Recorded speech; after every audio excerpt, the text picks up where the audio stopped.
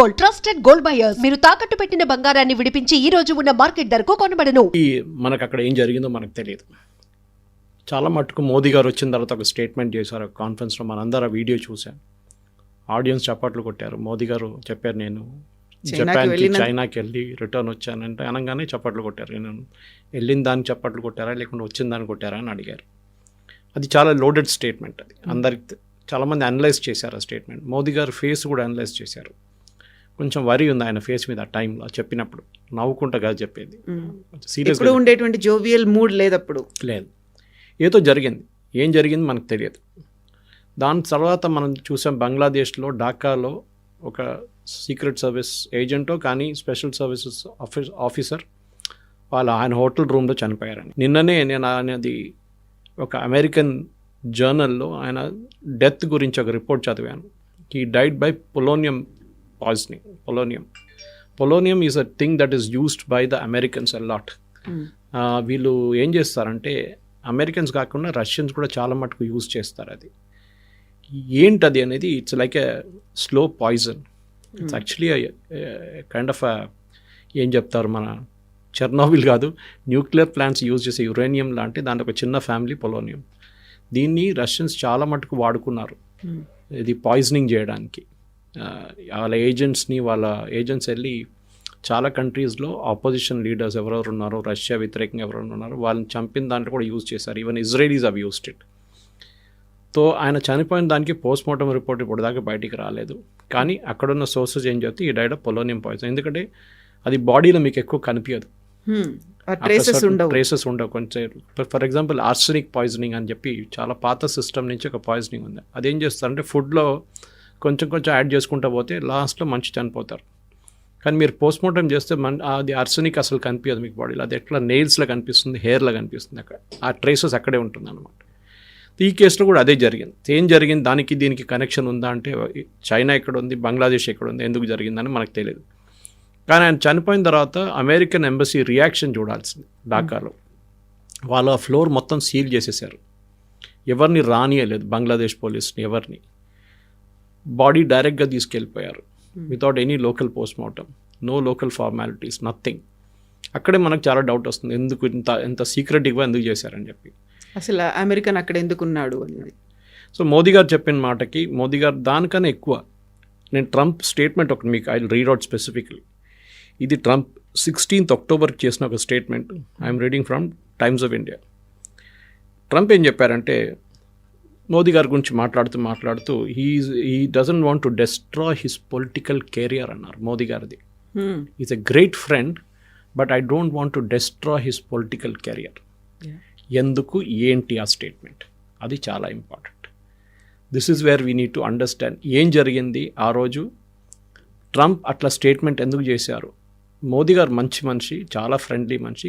I don't want to destroy his political career. So ఇప్పుడు I don't want to destroy his political career అనేది అది ఒక positive యాంగిల్లో తీసుకోవచ్చా, లేకుంటే ఆయన కూడా గివింగ్ ఎనీ ఇండికేషన్ అనుకోవాలా? ఐ డోంట్ వాంట్ టు అన్నారు, దే డోంట్ వాంట్ టు అని చెప్పలేదు. ఓకే, వాళ్ళు వాళ్ళ పని చేసుకుంటారు, నేను నా పని నేను. I don't want to destroy his పని. నేను కావాలంటే మోదీ పొలిటికల్ కెరియర్ డెస్ట్రాయ్ చేయగలను అని చెప్పి, that is the meaning of it. So మనం దానికి వెళ్ళే ముందు సిఐఏ గురించి మాట్లాడాలి మనం. ఎందుకంటే ఇదంతా జరుగుతున్నది చాలా మట్టుకు 1960s నుంచి 1950s నుంచే తీసుకోవచ్చు. సిఐఏ పుట్టినప్పటి నుంచి సిఐఏ వాళ్ళ ఆపరేషన్స్ అన్ని ఏజెన్సీస్ చేస్తారండి. మన రా చేస్తారు, MI5 చేస్తారు, బ్రిటిష్ వాళ్ళు FSB రష్యన్ ఏజెన్సీ చేస్తారు. చాలా మటుకు సీక్రెట్ సర్వీస్ ఏజెన్సీ వాళ్ళ పని ఇది. They will keep doing things like this. ఇప్పుడు బంగ్లాదేశ్లో 71 వార్లో చాలా మటుకు మనం కూడా ముక్తి బాహినీకి ట్రైనింగ్ ఇచ్చింది అంతా మన వైపు నుంచే జరిగింది. అంత ఆ టైంలో రా అంత యాక్టివ్ లేదు, అప్పుడే ఫామ్ అయింది కొంచెం. R&Co హెడ్ ఫామ్ రా ఇందిరాగాంధీ టైంలో. కానీ దాని తర్వాత రా చేసిన చాలా ఆపరేషన్స్ ఉన్నాయి, మనకు తెలిసింది. అది సెషైల్స్లో ఒక కూ జరిగితే దాన్ని వెళ్ళి ఇండియన్ ఆర్మీని పంపించి స్పెషల్ ఫోర్సెస్ పంపించి అక్కడ దాన్ని కూని ఆపాం మనం. సేమ్ థింగ్ విత్ మాల్డీవ్స్లో ఒక ప్రాబ్లం జరిగితే దీనికన్నా ముందున్న ప్రెసిడెంట్, దట్ ఈస్ వై మనకు నేవల్ షిప్, మనకు ఆర్మీ కంటింజెంట్ అక్కడ ఉంది మాల్డీవ్స్లో ఇప్పుడు కూడా, టు మేక్ షూర్ దట్ వాళ్ళు ఎవరు వచ్చి అక్కడ ఇంకో కూ జరగకుండా చూసుకోవాలి. ఈ కూ అనే వర్డ్కి ఒక మీనింగ్ కూడా ఉంది. It's I think it's a French word if I'm not mistaken. That means a punch in the face. అంటే ఒక మనిషిని కింద పడాలంటే పంచు కొడితే కింద పడిపోతాడు. The same thing with regime change. ఇప్పుడు ఆర్మీ కూ వింటాం, మనం పొలిటికల్ కూస్ వింటాం. దీనికి అన్నిటికీ ఒక హిస్టరీ ఉంది. I think one of the best example ఇది చేసేది వీళ్ళు 4-5 వేస్లో చేస్తారు కవిత గారు. ఐ మీన్ వీళ్ళకి స్ట్రాటజీ ఉంది సిఐ వాళ్ళకి. వాళ్ళు ఏం చేస్తారంటే చాలా మటుకు కూ చేయాలన్నప్పుడు ఒక ప్లాన్ పద్ధతి ఉంటుంది వాళ్ళ దగ్గర. ఆ పద్ధతులు మనం అనలైజ్ చేద్దాం, ఎందుకంటే నేను దాన్ని బట్టి కొంచెం రీసెర్చ్ కూడా చేశాను. ఓకే. సో బేసిక్లీ వీళ్ళు ఏం చేస్తారంటే ఫస్ట్ ఆపోజిషన్ని ఫండ్ చేస్తారు. ఓకే, ఇది జరిగింది వియట్నాంలో, ఇది జరిగింది బంగ్లాదేశ్లో, ఇది జరిగింది మన నేపాల్లో. అది కాకుండా మనం చూసాం మిడిల్ ఈస్ట్లో కూడా చాలా మటుకు అక్కడ కొన్ని రెవల్యూషన్ తీసుకురావడానికి ట్రై చేస్తారు వీళ్ళు. పూల పేర్లన్నీ పెట్టుకొని చేశారు రెవల్యూషన్. కొన్ని ఉన్నాయి అక్కడ, జాస్మిన్ రెవల్యూషన్, ఆ రెవల్యూషన్, ఈ రెవల్యూషన్. సిఐ వాళ్ళు ఏం చేస్తారంటే ఆపోజిషన్ని ఫండ్ చేస్తారు. ఇప్పుడు మరి మీరు అడగవచ్చు రాహుల్ గాంధీ స్టేట్మెంట్లు ఏంటి, ఇట్లా చేస్తున్నాడు స్టేట్మెంట్లు ఎందుకు? మనం దాన్ని లైట్గా తీసుకుంటాం కాదు, దాని వెనక ఒక ప్యాటర్న్ ఉంది. కాంగ్రెస్కి ఫండింగ్ చాలా తక్కువ ఇప్పుడు మనం చూసాం. అంటే అఫీషియల్ ఫండింగ్ వాళ్ళకి 2 ఏటీఎంలు ఉన్నాయి ఇప్పుడు. ఒకటి కర్ణాటక ఏటీఎం, ఒకటి తెలంగాణ ఏటీఎం. హిమాచల్ ప్రదేశ్లో డబ్బులు ఏం లేవు ఎక్కువ. ఈ 2 రాజ్యాల నుంచే money is going to Delhi. Funding జరుగుతుంది. అది ఎవరినైనా ఉండొచ్చు. రేపు ఫర్ ఎగ్జాంపుల్ సమాజ్వాదీ పార్టీ ఉండొచ్చు, అది కాకుండా ఏఐయుడిఎఫ్ అస్సాంలో వాళ్ళు కూడా ఫండ్ చేస్తారు చాలా మటుకు. మన దగ్గర ఉన్న ఐయుఎంఎల్, ఇండియన్ యూనియన్ ముస్లిం లీగ్ కేరళలో వాళ్ళకు కూడా ఫండింగ్ వస్తుంది. ఎన్నో సోర్సెస్ నుంచి వస్తుంది. మీరు అన్నీ లీగల్ కావాలని లేదు, లీగల్ ఫండింగ్ ఉండే మన దగ్గర. ఎలక్ట్రల్ బాండ్స్ అని పెట్టినప్పుడు లీగల్గా ఫండ్ చేయొచ్చు మీరు. దాన్ని సుప్రీంకోర్టు కొట్టిపడేశారు ఇల్లీగల్ అని చెప్పి. ఇప్పుడు ఏమవుతుంది, మళ్ళీ క్యాష్ మొదలైంది, cash donation. So funding the opposition. So అది ఎగ్జాంపుల్ మనం చాలా మటుకు ఇవ్వచ్చు, ఎందుకంటే ఇట్లాంటి పనులు చేసేటవాళ్ళు చాలామంది ఉన్నారు. That they will do the dirty work for the government అన్నమాట. సో ఈ పద్ధతిలోనే చేసిన దానికి ఒక ఎగ్జాంపుల్స్ నేను కొన్ని మీకు ఇస్తాను. ఎందుకంటే మనం ఎప్పుడు అనుకుంటాం వియట్నాం గురించి మాట్లాడుతున్నాడు, మన అందరికి తెలిసింది వియట్నాంలో ఏం జరిగింది అనేది. వియట్నాంలో యుఎస్కి అక్కడ ఒక రెజీమ్ చేంజ్ కావాలండే. నార్త్ వియట్నాం ఏమో కమ్యూనిస్ట్ హోల్డ్లో ఉండే, సౌత్ వియట్నాంలో ఒక జనరల్ ఉన్నారు హూ వాజ్ ఇన్ కంట్రోల్. ఈ జనరల్కి డబ్బులు ఇచ్చి, అక్కడున్న ఆపోజిషన్కి డబ్బులు ఇచ్చి వీళ్ళు వ్యతిరేకంగా నార్త్లో ఉన్న ఆ గవర్నమెంట్ని కింద దింపేశారు. దాని తర్వాత వీళ్ళేమనుకున్నారు, స్టేబుల్ అయిపోతుంది అనుకున్నారు. రెజీమ్ స్టేబుల్ కాలేదు, మొత్తం గందరగోళం అయిపోయింది. దాని తర్వాత వీ ఆల్ నో వియట్నాంలో ఏం జరిగింది. 20 సంవత్సరాలు దాని తర్వాత అక్కడ జరిగిన గెరిలా వార్. లాస్ట్లో యూఎస్ అక్కడి నుంచి పారిపోవాల్సి వచ్చింది. ఇది వాళ్ళు చేస్తారనమాట. రెజీమ్ చేంజ్లో ఫస్ట్ స్ట్రాటజీ అమెరికన్స్ ఇదే. ఇది కాకుండా కూడా వాళ్ళు చాలా మటుకు next is killing the leader. Second strategy. This is from official declassified documents of CI గురించి నేను రీసెర్చ్ చేసినప్పుడు వచ్చిన డీటెయిల్స్ అనమాట. కిల్లింగ్ ద లీడర్ కాంగోలో చేశారు వాళ్ళు. ఏం చేస్తారంటే వాళ్ళు డైరెక్ట్ చేయకుండా ఇండైరెక్ట్గా ఒక టీంని పంపించి, లేకుంటే అక్కడ లోకల్గా ఉన్న టీంని పంపించి వాళ్ళు they will kill the leader. ఇది గదాఫీ మీద కూడా చేశారు. తర్వాత Gaddafi was killed in an operation like this. Saddam Hussein direct kill చేయలేదు, వాళ్ళు క్యాప్చర్ చేసి తర్వాత చంపారు. ఈ రెజీమ్ చేంజ్లో second option is kill the leader. నాకు ఇక్కడే మీరు మోదీ గారి గురించి మాట్లాడుతున్నప్పుడు కనెక్షన్ వస్తుంది. మీరు మోదీ గారిని దింపలేరు, ప్రొటెస్ట్తో ఏం చేయలేరు. రాహుల్ గాంధీ ఓట్ చోరీ, అది ఇది రైటింగ్ ఇన్ ద స్ట్రీట్స్ అన్నీ చేయమంటారు, అది జరగట్లేదు. ఇన్ఫ్యాక్ట్ మీరు చూస్తుంటారు 4-5 రోజుల ముందు బీబీసీ ఒక ఆర్టికల్ పబ్లిష్ చేశారు, వీడియోగా వచ్చింది వాళ్ళ దాంట్లో. Why Indian Gen X is not hitting the streets. మన దగ్గర ఉన్న యంగ్స్టర్స్ నేపాల్ లాగానో బంగ్లాదేశ్ లాగానో రోడ్ మీదకి ఎందుకు దిగట్లేదు? Why are they are not writing exact words. ఎందుకు వాళ్ళు రైట్ చేయట్లేదు స్ట్రీట్స్కి వెళ్ళి? ఆలోచించండి. They are encouraging writing. మీరు ఎందుకు చేయట్లేదని అడుగుతున్నారు ఇండియన్ యంగ్స్టర్స్ దగ్గర. ఎందుకు చేయాలండి? ఇక్కడ అంతా బాగానే ఉంది కదా, ప్రాబ్లం ఏం లేదు కదా. అంటే మోదీ గవర్నమెంట్ని దింపడానికి యూజ్ చేసే స్ట్రాటజీ. నేను దానికి వస్తున్నాను మీ దగ్గర. That is another strategy which this fellows use to destroy the economy. మూడో కాన్సెప్ట్. ఇదేం చేస్తారంటే వీళ్ళు షాడ్ అనే కంట్రీ ఉండే ఆఫ్రికాలో, వాళ్ళకి ఇది చేశారు. చిలీ చేశారు. చిలీలో కూడా they destroyed the entire economy. Your talking 1950s. చాలా పెద్ద స్టోరీ. నేను అది మా యాక్చువల్లీ యూ షుడ్ డూ ఒక సిరీస్ చేయాలి మీరు దీని గురించి. ఎందుకంటే ఇట్లాంటి కూస్ ఒక్కొక్క కంట్రీలో ఎట్లా చేశారని చెప్పి చాలా బాగా ఎగ్జాంపుల్స్ ఉన్నాయి. గౌతమేలా ఫర్ ఎగ్జాంపుల్, అక్కడ ఒక బనానా ట్రేడ్ ఉండే.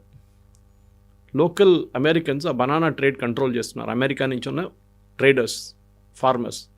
అక్కడ ఒక కొత్త గవర్నమెంట్ వచ్చి వీళ్ళు అమెరికన్ అందరిని బయటపడేద్దాం అనుకుంటే దే ఫండెడ్ దిస్ అమెరికన్ గై, బయట నుంచి ట్రూప్స్ తీసుకొచ్చి ఈ ఉన్న డెమోక్రటిక్ ఎలక్టెడ్ ప్రెసిడెంట్ని బయటకు పంపేసి they took over the I think this American guy became the president. Very రీసెంట్గా బంగ్లాదేశ్లో కూడా అయింది కదా, షేక్ హసీనాని దించేసి మహమ్మద్ యూనుస్ వచ్చాడు. దాని వెనకాల కూడా ఉందా ఇలాంటిది ఏదైనా జరిగిందా? డెఫినెట్గా, దాంట్లో డౌటే లేదు. మనకు ఎందుకు డౌట్ ఉండాలండి? There is a clear pattern. ఎందుకంటే ఈ ప్యాటర్న్ అన్న క్లాసిఫైడ్ డాక్యుమెంట్స్ గురించి మాట్లాడు, ఏదో మనకు ఇక్కడి నుంచి వచ్చిన డాక్యుమెంట్స్ కాదు. I'm reading from classified documents. Okay, classified documents రాసిన స్టోరీ ఇది సిఐ గురించి. మోస్ట్ ఆపరేషన్ స్టార్ట్ అయినప్పటి నుంచి అంటే ఒకటి రూజ్వెల్ట్ టైం నుంచి స్టార్ట్ అయింది, నెక్స్ట్ కెనడీ టైం నుంచి. ఇన్ఫ్యాక్ట్ మీరు కొన్ని వీడియోస్ ఉన్నాయి, దాంట్లో ఒబామా ఈజ్ ఓపెన్లీ అడ్మిటింగ్ ఇరాన్లో మేము ఏం చేసామని చెప్పేసి, that we funded and we overthrew a democratic elected government in Iran. This is before Shah of Iran. So ఆ స్టోరీ ఇంకోటి ఉంది, నేను చెప్తాను మీకు. సో మనం whoever it destroy the economy. మనం హిండన్బర్గ్ రిపోర్టు, అది కాకుండా ఇప్పుడు recently Washington Post report Adani గురించి రాసిన report written by an Indian guy, Manu Pillai. ఆయన Wire leftist, 100% leftist, Wire Quint అన్నిటికీ రాస్తాడు. లాస్ట్ టైం హిండన్బర్గ్ రిపోర్ట్ వచ్చినా కూడా ఈయనే రాసిండు. తర్వాత సుప్రీంకోర్టు అడిగారు ప్రూఫ్, సెబీ అడిగినప్పుడు ఇవ్వలేదు, ప్రూఫ్ లేదన్నారు. ప్రూఫ్ లేకుండా చేసిన రిపోర్ట్, తర్వాత హిండన్బర్గ్ కంపెనీ బంద్ అయిపోయింది. We all know that it was set up only to destroy the Indian economy. So ఏమవుతుంది ఇప్పుడు, అదానీ స్టాక్లు పడిపోయినా అనుకోండి, ఎల్ఐసి స్టాక్లు పడిపోతే చాలా మటుకు మన స్టాక్ మార్కెట్ పడిపోతుంది. So you destroy the economy. So first one is funding the opposition, రెండోది ఏమో కేఆస్ క్రియేట్ చేయడం, that is killing the leader. Third is destroy the economy. నాలుగోది which is happening in India big time, by the media. మీడియాని కొనుక్కోండి.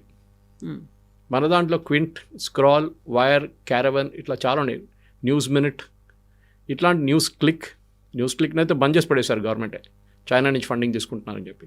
ఈ చాలా మట్టుకు ఆర్గనైజేషన్స్ని media కొనుక్కుంటారు. వీళ్ళు ఫస్ట్ ఏం చేస్తారంటే, వీళ్ళకి వాళ్ళ దగ్గర ఉన్న major journalist Rana Ayub for example, anti Modi daily, ఆమె మోదీ గారిని ఎప్పటి నుంచో, ఇప్పుడు కాదు, గుజరాత్ టైం నుంచి తిట్టుకుంటే లాస్ట్ సుప్రీంకోర్టు కూడా ఆమె మీద ఫైన్ వేసింది, that you bringing of fake stories అని చెప్పి.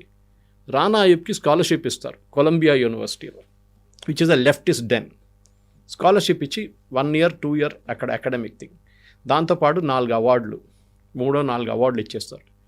ఇప్పుడు recently Pulitzer prize, which is the best prize for journalism and photo journalism, నా ఫేస్బుక్లో నేను పోస్ట్ చేస్తాను దాని లింక్. పులిట్జర్ వాళ్ళు లిస్ట్ పెట్టారు, నామినేటెడ్ ఫ్రమ్ వాషింగ్టన్ పోస్ట్. 7 స్టోరీలు for Pulitzer prize from Washington Post. 7 స్టోరీలు అగేన్స్ట్ ఇండియా, మోదీ వ్యతిరేకంగా, హిందూ వ్యతిరేకంగా, ఆర్ఎస్ఎస్ వ్యతిరేకంగా 7 స్టోరీలు, all 7 written by Indians and nominated for Pulitzer prizes. ఇప్పుడు దాంట్లో ఒక్కటైనా వచ్చింది అనుకోండి, వీళ్ళు పెద్ద డ్రామా చేస్తారు ఇండియాలో, చూడండి పులిట్జర్ ప్రైజ్ వచ్చింది, this is what it is అని. Already Rana Ayyub has started. వీళ్ళ పని ఇది, వీళ్ళకి ఫండింగ్ చేస్తారు totally. This guy Ravi Nair which I spoke, he's also same character. ఈ రిపోర్ట్ రాసింది అదానీ గురించి, ప్రూఫ్ ఏం లేదు, ఒట్టిగా హవాలో మాట్లాడుతున్నారు అంతే. సో ఇది మెయిన్, మీడియాని కొనుక్కోవడం. సో ఇది సోవియట్ యూనియన్ టైంలో కూడా మన దగ్గర బ్లిట్స్ అనే ఒక మ్యాగజైన్ ఉండే. ఇప్పుడు this generation won't know it. RK Karanjia was editor. నేను అప్పుడు స్కూల్లో కాలేజీలో ఉన్నప్పుడు we use to look forward, weekly ఉండే. Total Soviet, pro Soviet. Russia ఏం చెప్తారో అదే రాస్తారు ఇక్కడ.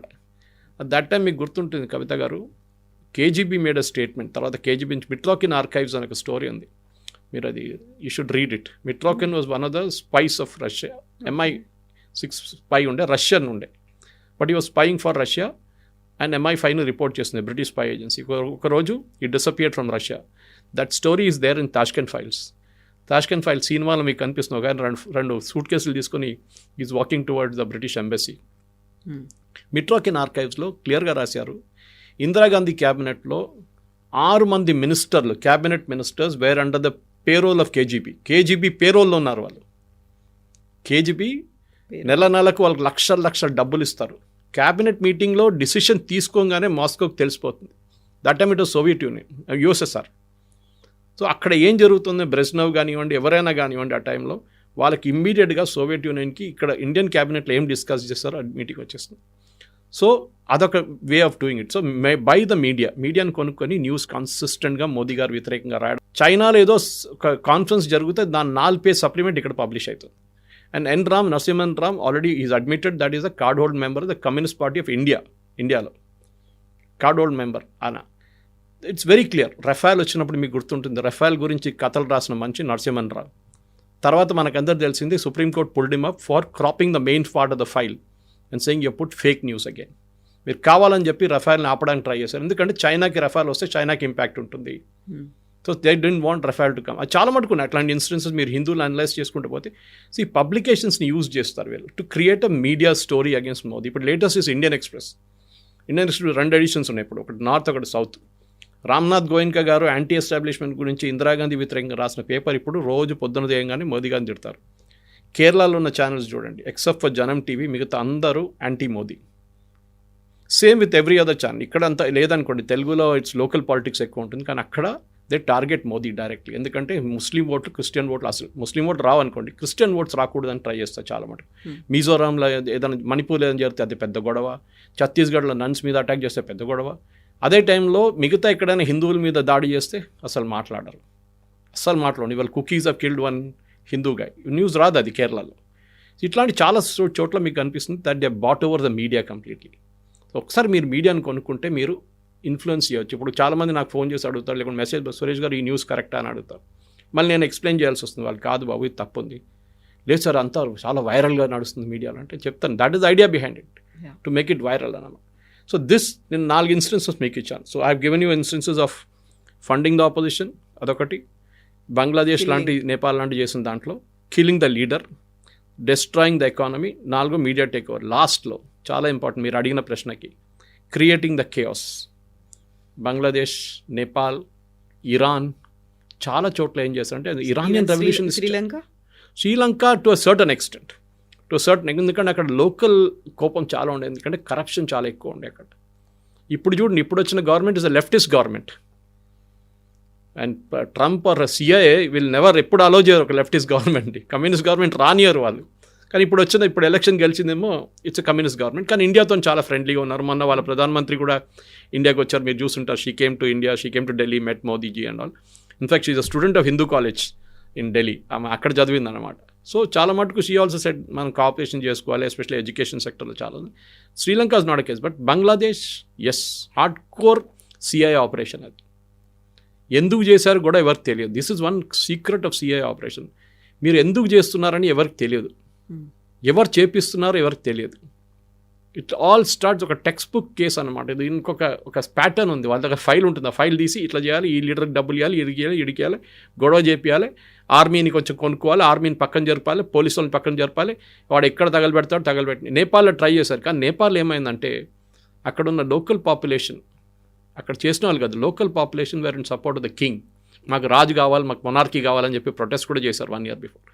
వాళ్ళు వ్యతిరేకంగా రాగానే అక్కడున్న లోకల్ పోలీస్ బికెమ్ స్ట్రిక్ట్. దాని తర్వాత ఒక్కొక్కడు ఎవరోడు అక్కడ తగలబెట్టాడు, ఏం చేశాడు, బస్సు కానివ్వండి, నేపాల్ పార్లమెంట్ కానివ్వండి, కొంతమంది చంపిన అందరినీ ఇప్పుడు లోపలేసుకున్నారు. ఆల్మోస్ట్ 250 నుంచి 260 మంది ఇప్పుడు జైల్లో ఉన్నారు, ఎవరెవరు ఆ రోజు గొడవ చేసిన వాళ్ళు. సో నేపాల్లో దానికోసం చూడండి, రెజీమ్ చేంజ్ జరగలేదు.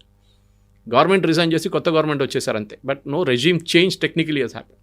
యుఎస్ కాదు, కానీ ఎస్ అక్కడ కూడా ట్రై చేశారు, there is no doubt in that అన్నమాట. కానీ రియాక్షన్ టైం బాగుండే, and they really work done. Even Sri Lanka also, Sri Lanka కూడా జరిగింది. నేను ఒక ఎగ్జాంపుల్ ఇస్తాను కవిత గారు.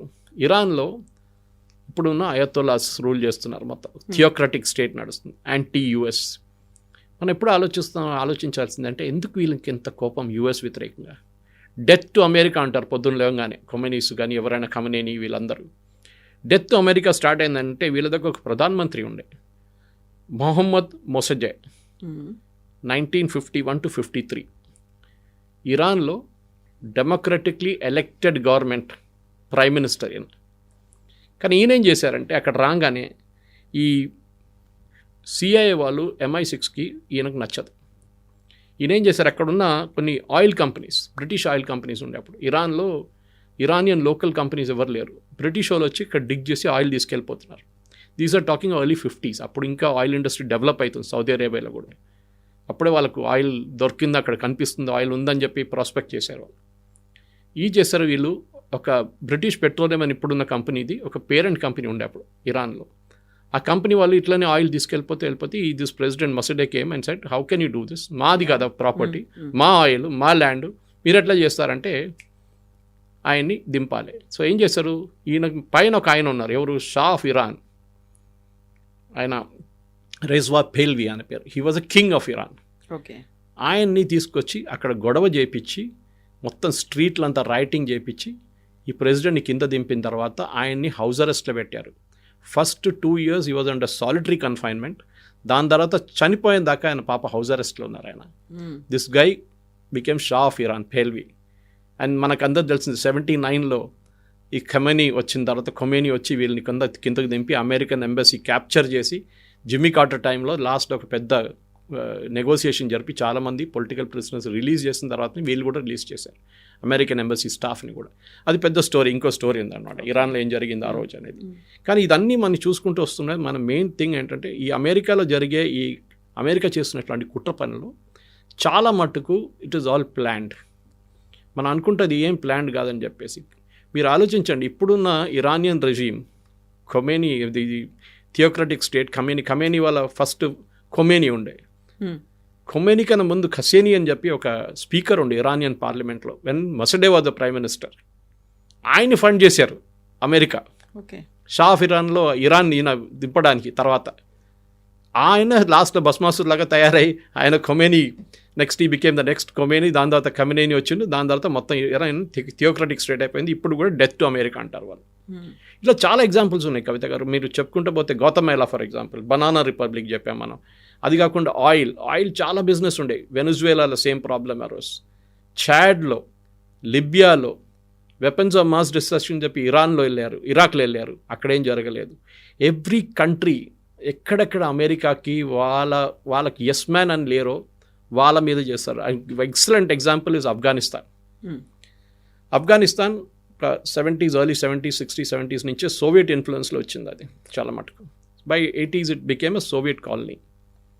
అప్పుడు ఏం చేశారు అమెరికా, సోవియట్స్ వచ్చి అక్కడ కూర్చున్నారు. This is the hey days of communism గురించి అనమాట. అంటే అమెరికా ఒకవైపు, రష్యా ఒకవైపు, యుఎస్ఎస్ఆర్ ఒకవైపు.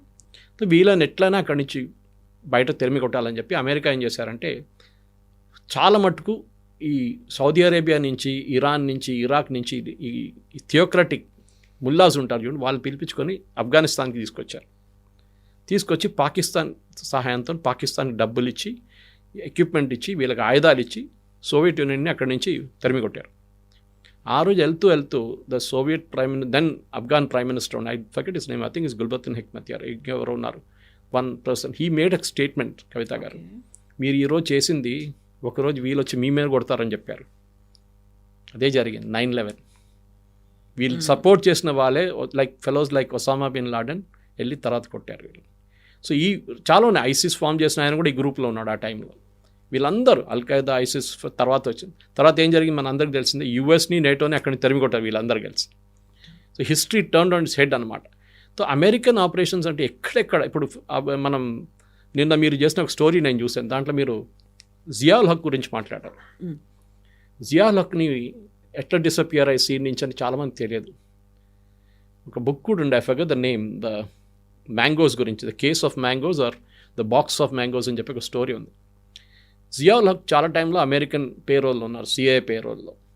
కానీ తర్వాత ఈ బికేమ్ స్లైట్లీ అరగెంట్, ఈ వీళ్ళని పట్టించుకోవట్లేదు సిఐఏ కానీ అమెరికన్స్ని కానీ. ఏం చేశారంటే ఒకరోజు ఈ వాజ్ కమింగ్ ఫ్రమ్ పెషావర్, అయితే పెషావర్ నుంచి ఒక మిలిటరీ ఎయిర్క్రాఫ్ట్లో వస్తున్నప్పుడు దాంట్లో మ్యాంగోస్ లోడ్ చేశారు వీళ్ళు. లోకల్ అక్కడ మ్యాంగోస్ ఉంటాయంట ఆ ఏరియాలో, చాలా మంది మ్యాంగోస్ లోడ్, పెద్ద పెద్ద క్రేట్లు, దాంట్లో 2-3 క్రేట్లు కింద మ్యాంగో కింద పెద్ద బాంబులు పెట్టారు, టైమ్ బాంబ్స్ పెట్టి aircraft and it took off, it blue up. In fact couple of I think Americans కూడా ఇద్దరు చనిపోయారు దాంట్లో, వాళ్ళకు కూడా తెలియదు ఇది జరిగిందనేది. సిఐ ఆపరేషన్ ఉండే, దాంతో Ziaul Haq is out from the scene. ఇట్లాంటి చాలా పనులు చేస్తుంటే వస్తారు వీళ్ళు. మీరు చూడండి, రెజీమ్ చేంజ్ అనగానే అమెరికన్స్కి they are experts at it. ఇప్పుడు మీరు చెప్పినటువంటి చాడ్ కావచ్చు, చిలీ కావచ్చు, వియత్నాం అయినా, గ్వాటమాలా అయినా, బంగ్లాదేశ్ అయినా, ఆఫ్ఘనిస్తాన్ అయినా, ఇవన్నీ కూడా ఒక రకంగా వెనకబడిన కంట్రీస్ ఆర్ చిన్న దేశాలు, ఆర్ఎల్స్ వాళ్ళల్లోనే ఇంటర్నల్గా క్రైసిస్ ఉంది, టెర్రరిస్ట్ అటాక్స్ ఇవన్నీ ఉన్నాయి.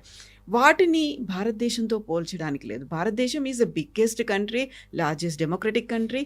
ఇక్కడ చెయ్యాలి అంటే రీజన్ ఏమై ఉంటుంది, ఎందుకని చెయ్యాలి అనేటువంటి ఒక భావన ఉంది. చేయాలంటే ఇప్పుడు మోదీ గారు నా మాట వినట్లేదు. సేమ్ మిగతా కంట్రీస్లో అదే జరిగింది కదా, మా మాట వినట్లేదు.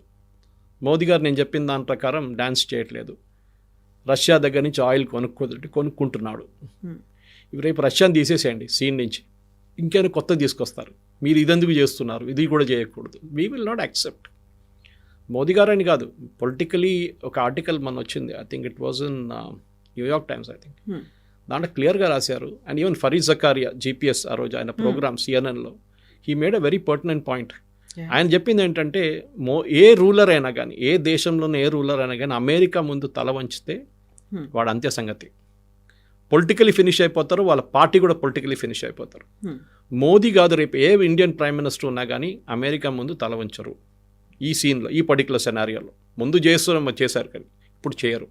మన్మోహన్ సింగ్ మన అందరికి తెలిసిందే, న్యూక్లియర్ ఒక పోఖ్రాన్లో టెస్ట్ చేయడానికి రెడీగా ఉన్నప్పుడు దాన్ని ఆపేశారు. నరసింహరావు టైంలో కూడా జరిగింది అదే. దాని తర్వాత 26/11 జరిగినప్పుడు రిటర్న్ అటాక్ చేద్దామని చెప్పి అప్పుడు I think it was Condoleezza Rice who came and said don't do it, your secretary of state, మీరు చేయకూడదు, పాకిస్తాన్ అటాక్ చేయకూడదు అంటే ఆపేశారు అటాక్. మనం తర్వాత చేసాం, మోదీ గారు ఇప్పుడు చేసిన ఆపరేషన్ సింధు లాగా అప్పుడు చేద్దాం అనుకున్నారు. We're ready. ఇన్ఫ్యాక్ట్ అప్పుడున్న ఇండియన్ ఎయిర్ ఫోర్స్ చీఫ్ కూడా చెప్పారు దట్ వీఆర్ రెడీ, కానీ మన్మోహన్ సింగ్ పర్మిషన్ ఇవ్వలేదని చెప్పి. సో ఎక్కడెక్కడ రెజీమ్ మీద ప్రెషర్ పెట్టవచ్చో. అండ్ చాలా క్లియర్గా మన ఒక సిఐ ఆఫీసర్ ఒక స్టోరీ కూడా, వీడియో కూడా వచ్చింది, మీరు చూసుంటారు. It was on NDTV, I think, I'm not mistaken.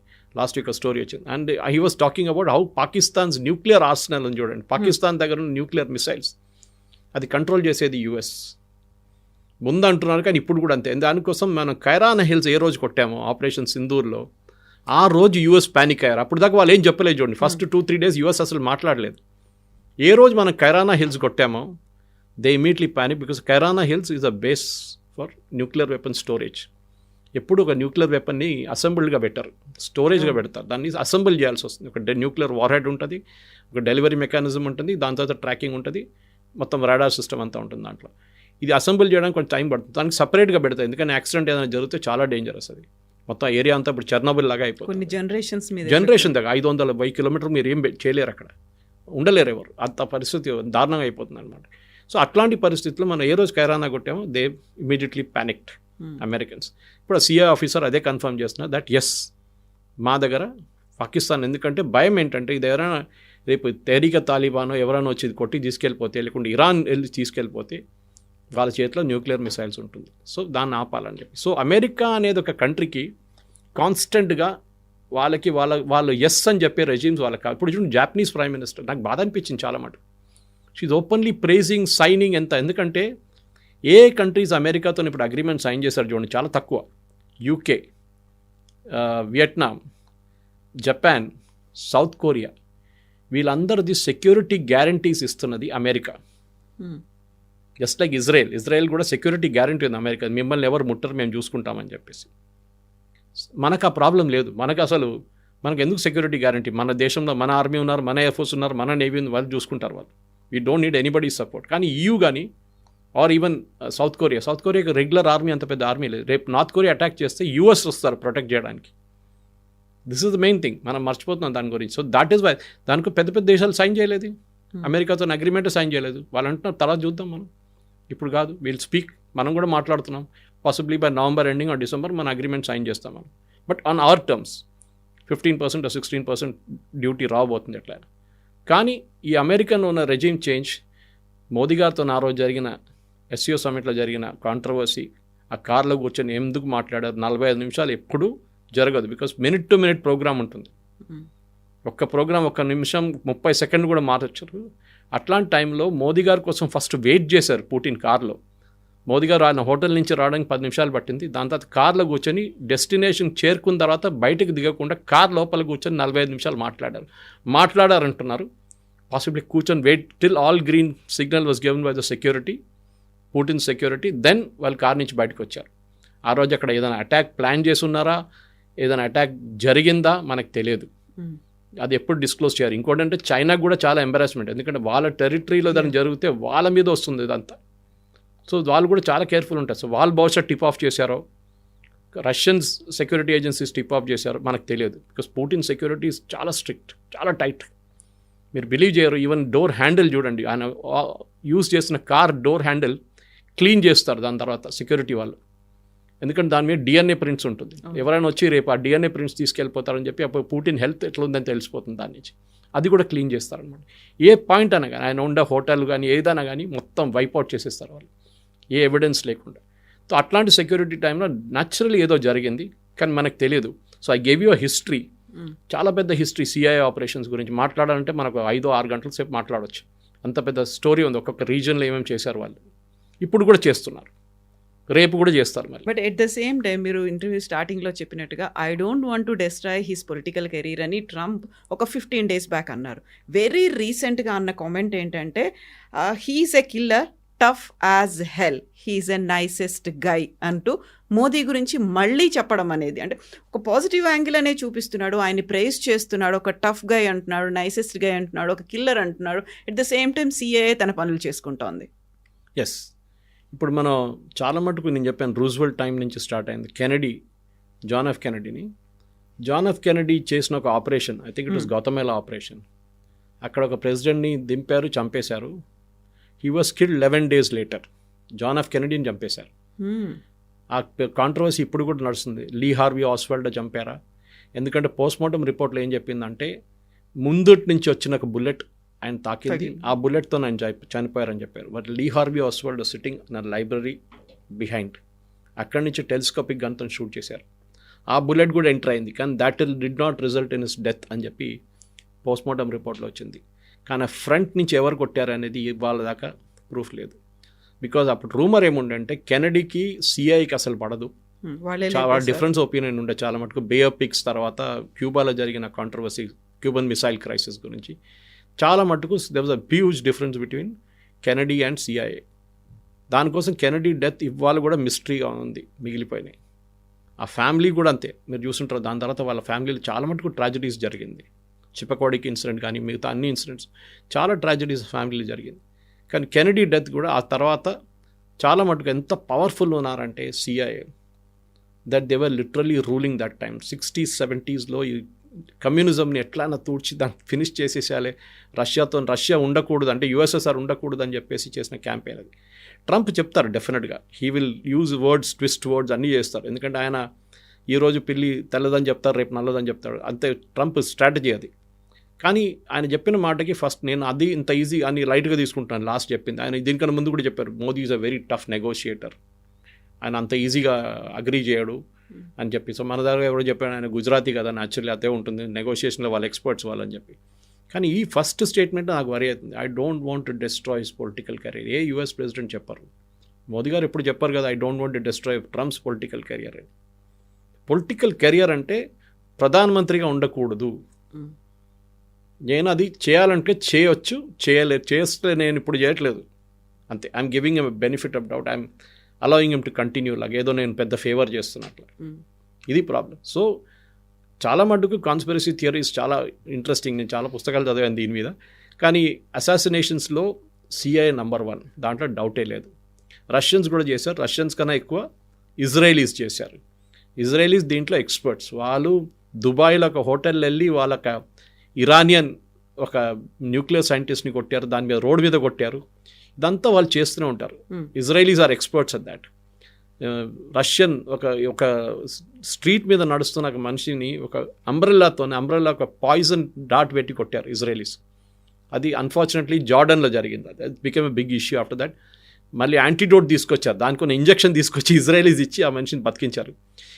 ఈ was release recently from jail అన్నమాట, ఫ్రమ్ ఇజ్రాయెల్. సో అట్లాంటి పరిస్థితుల్లో మీరు ఆలోచించండి, ద బిగ్ కాంట్రవర్సీ. ఇజ్రాయెల్ చేస్తారు, యుఎస్ చేస్తారు, భారతదేశం చేసిందంటే ఎస్. మన దగ్గర పాకిస్తాన్లో అన్నోన్ మెన్ ఎవరినో వెళ్ళి కొడుతున్నాడు. ఆ అన్నోన్ మెన్ ఎవరో మన అందరికి తెలిసిందే, లోకల్గా డబ్బులు ఇచ్చి చెప్పించుకుంటాం అది. అండ్ సిఐఏ వాళ్ళు కూడా చేస్తున్నారు. It is everybody's game. కానీ దాంట్లో మనం కూడా కేర్ఫుల్గా ఉండాలి, అంతే, ఇంకేం లేదు. జరిగింది ఎందుకంటే ఒక డిఫమేషన్ కేసు ఒకటి వచ్చింది ఉత్తరప్రదేశ్లో, ఒక చిన్న డిస్ట్రిక్ట్ కోర్టులో. ఒక బార్డర్ రోడ్స్ ఆర్గనైజేషన్లో రిటైర్ అయిన ఒక chief engineer, assistant chief engineer, ఆయన కర్నల్ ర్యాంక్లో ఉంటారు వాళ్ళు. ఆయన ఫైల్ చేశారు, ఇట్లా రాహుల్ గాంధీ ఇట్లాంటి వ్యాఖ్యలు చేశారు, నేను అక్కడే ఉంటాను, ఎప్పుడు నేను అక్కడే పనిచేశాను, అక్కడ ఏ 2000 కిలోమీటర్లు పోలేదు, అసలు అక్కడ లైనే లేదు, బార్డర్ లైన్స్ క్లియర్గా డిఫైన్ చేయలేదు, మెక్మోహన్ లైన్ అని. ఇటువైపు మన ఎక్కడైనా వెళ్తూ ఉంటారు. చైనా వాళ్ళు అంటారు అరుణాచల్ ప్రదేశ్ మాదే అంటారు. ఇప్పుడు కూడా మన అరుణాచల్ ప్రదేశ్ నుంచి బయటికి వెళ్ళే చైనాకి వీసా అప్లై చేసిన వాళ్ళు వీసా స్టేపుల్ చేసిస్తారు. ఇప్పుడు కూడా చైనా వాళ్ళు they don't accept Arunachal Pradesh as a part of India. అట్లాంటి టైంలో వ్యాఖ్యలు చేసి ఇట్లా మనకు అందరికి తెలుసు ఆ టైంలో గల్వాన్లో జరిగిన గొడవ మనకు తెలుసు, డోక్లాంలో జరిగిన గొడవ మనకు తెలుసు. మన దగ్గర 26 నుంచి 30 మంది చనిపోయారు. ఇదంతా సుప్రీంకోర్టు వాళ్ళు చెప్పారు. సుప్రీంకోర్టు ఏమన్నారంటే ఒక యుద్ధం నడుస్తున్నప్పుడు 2 సైడ్లలో లాసెస్ ఉంటుంది. It's a very loaded statement. ఎందుకంటే ఈ ఆపరేషన్ సింధూర్లో ఎన్ని ప్లేన్లు పోయినా అడిగినప్పుడు దానికి సుప్రీంకోర్టు జవాబు ఇది ఇండైరెక్ట్గా. ఒక యుద్ధం నడుస్తున్నప్పుడు 2 సైడ్లలో లాసెస్ ఉంటుంది, మన వైపు ఎందుకో చెప్పడం, అటువైపు ఎందుకు చెప్పట్లేదు అని చెప్పి. చైనా వాళ్ళు వచ్చి మన సోల్జర్స్ని కొడుతున్నారంటే మన వాళ్ళు ఏం చేయట్లేదు, మన సోల్జర్స్ ఇండియన్ సోల్జర్స్ కేపబుల్ కాదు, దే ఆర్ యూస్లెస్ అని రాహుల్ గాంధీ స్టేట్మెంట్. అది ఫస్ట్ టైం కాదు ఇదంతా.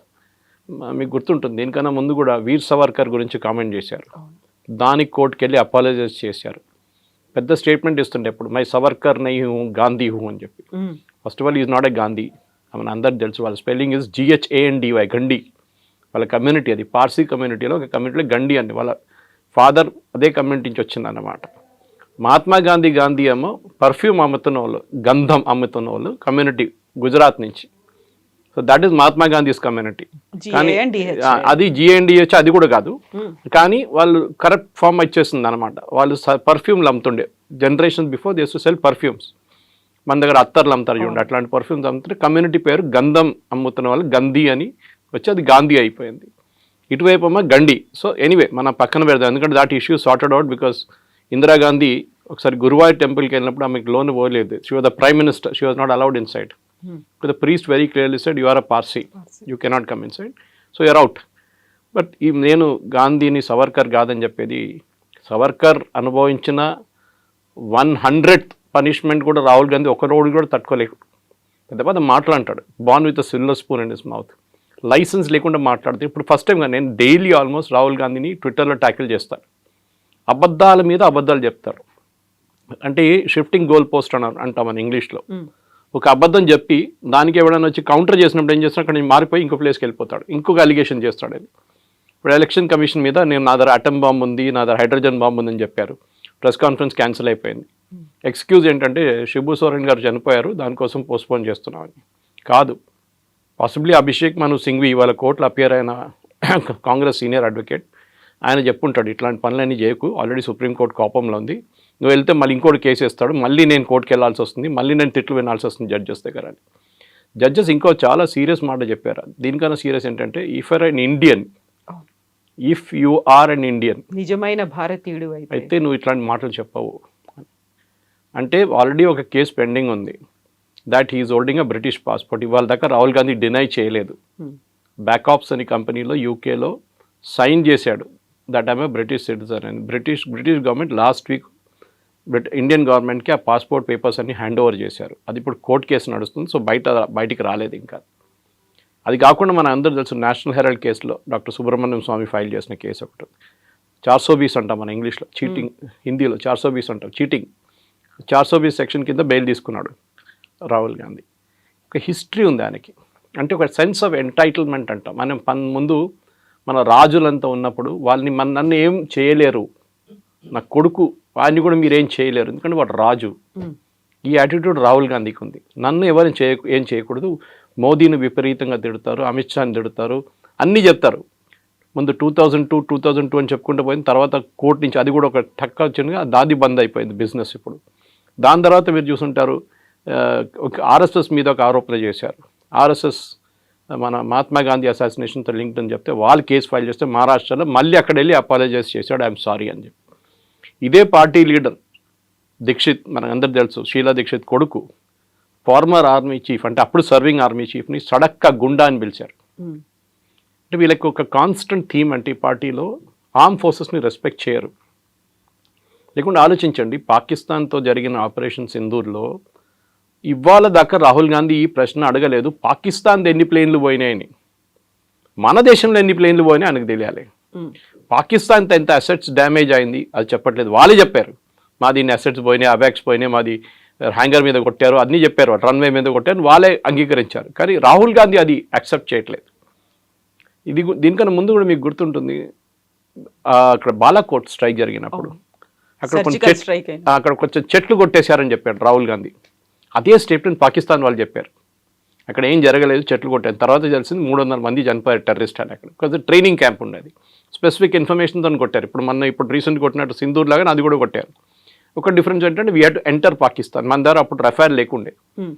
రఫేల్లో ఉన్న మిసైల్స్ ఉంటే మనకి పాకిస్తాన్ ఎంటర్ చేయక్కర్లేదు. ఈసారి చేసినట్టు షూట్ అండ్ స్కూట్ చేయొచ్చు. ఇండియా టెరిటరీ నుండి 300 కిలోమీటర్ దాకా మనం కొట్టచ్చు మిసైల్. అది వెళ్ళిపోతుంది ఆ డైరెక్షన్లో.